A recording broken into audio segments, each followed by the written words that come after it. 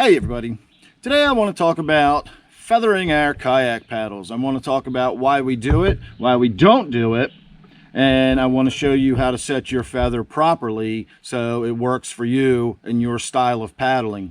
So for years I came out here under the belief that we feathered our paddle based on windy conditions. You feathered your paddle, so as the one paddle was in the water or one blade was in the water, the other blade was slicing through the wind rather than hitting the wind broadside.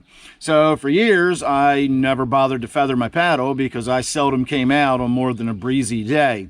And recently I came out and was on a windy day, and I quickly found out that the feathering your paddle because of the wind is a bunch of bupkis. It's not why we feather our paddle. The wind has nothing to do with feathering our paddle. I did, however, find out why we feather our paddle, and it's actually something that all of us can do, again, depending on how we paddle. The degree of feather is going to be based on your style of paddling. The more aggressive you are, the more degree you're going to feather it. If you've got a nice low, shallow stroke, you're going to have much less of a feather, but you'll probably have some degree of feather no matter how you do it. So, why we set our feather is to compensate for the natural twist of our wrist as we go from one side to the other. Now, I know it doesn't feel like there's a twist, but watch my hands carefully. If I'm holding a paddle, a straight shafted paddle like this, and I come to this side, my natural motion has this wrist facing this way, but this wrist is facing this way. So if we turn my wrist to try to get it to go in the same plane as this one, I've now got wrist strain. Now, I know we're supposed to keep a loose hand on the paddle, and that's fine, but we should not have our paddle rolling back and forth in our hand. Your hand should stay in the same spot on the paddle. You should just be gripping it loosely while you do that.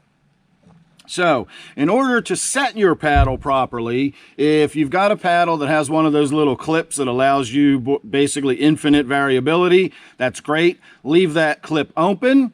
Or if you've got a paddle like mine that has several splines in there, close it down till it's just about closed, but don't have any of those splines. Allow it to free spin and start at 0 degree feather. You want your paddle to be 0 degrees when we start this. So all you have to do is go into the position for one paddle stroke, and you'll feel it turn as you do that, keeping your hands in a natural position, and then lock it closed when you're in that position.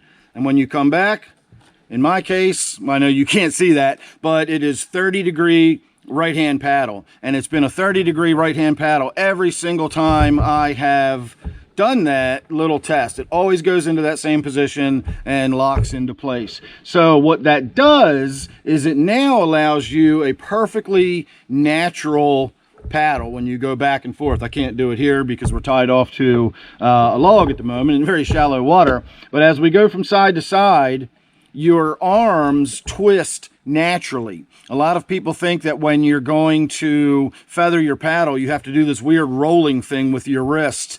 It's completely the opposite of that. Feathering your paddle prevents you from having to do any weird rolling stuff with your wrist. When you come into this position, your paddle is in the right position, and then when you come back over, it's just in the right position. That twist is natural as you go around from side to side. And when I did that, the difference was incredible. It took me a few minutes, literally 2-3 minutes to get used to it. I kept wanting to twist, to adjust. I knew it, I'd feathered it, and I knew I was supposed to. And eventually I just stopped messing with it and I just started paddling, and it just came together for me within minutes. I'd forgotten I'd done anything. I was just paddling along, and I quickly found that it's a much more efficient stroke.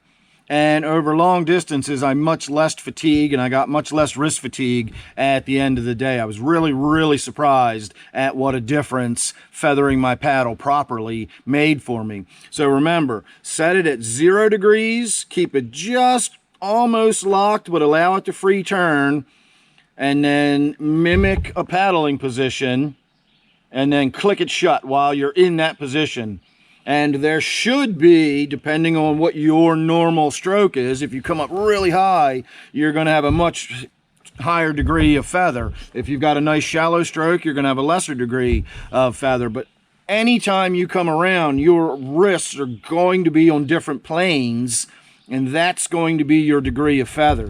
And you just naturally paddle with no twist, no wrist strain. It makes a big difference. So check it out, give it a try. If you disagree with me, that's fine. We all have our own styles, what's comfortable for us. So ultimately, at the end of the day, do what feels best for you.